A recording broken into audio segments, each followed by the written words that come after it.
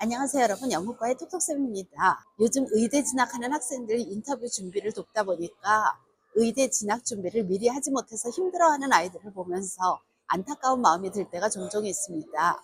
그래서 오늘은 영국 의대를 목표로 하는 아이들은 GCSE 과정인 10학년과 11학년 때부터 어떤 준비를 해야 하는지 알려드리려고 합니다. 영국 의대에서 학생들을 선발할 때 크게 5가지를 봅니다.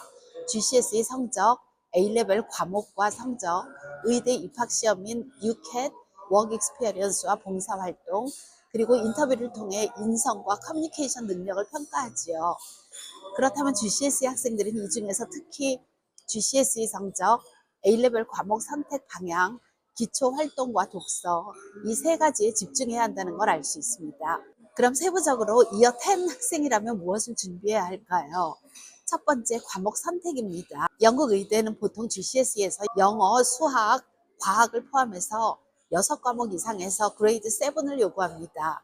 과학을 할 때 컴바인드 사이언스보다는 바이올로지나 케미스트리, 피직스 3과목을 따로 듣는 세퍼레이트 사이언스를 해야 되지요. 만약 학교에서 컴바인 사이언스를 하라고 해서 그냥 했다가는 나중에 A레벨에서 바이올로지나 케미스트리 선택할 때 문제가 될 수 있습니다. 두 번째로는 성적 기반 다지기입니다.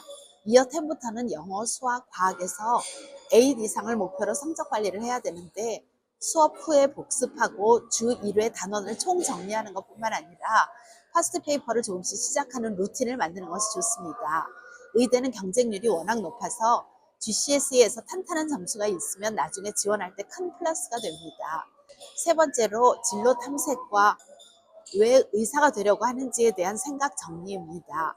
의사나 의료에 관련된 에세이나 책을 읽고 NHS나 의사 직업 관련 영상, 다큐를 보는 것도 좋은 방법입니다. 또 왜 의대를 가고 싶은지 한두 줄이라도 메모를 해두는 습관을 들이는 것도 필요합니다. 왜냐하면 이 메모들이 나중에 퍼스널 스테이트먼트 작성할 때나 인터뷰 준비할 때 그대로 자료가 되기 때문이지요. 학생이 11학년이라면 첫 번째로 GCSE 파이널 성적 관리입니다. 영국 의대 대부분이 영어와 수학, 과학 과목에서 최소 6 이상을 요구하고 있지만 실제 합격자들은 거의 7 이상이고 많은 학생들이 9을 가지고 지원합니다.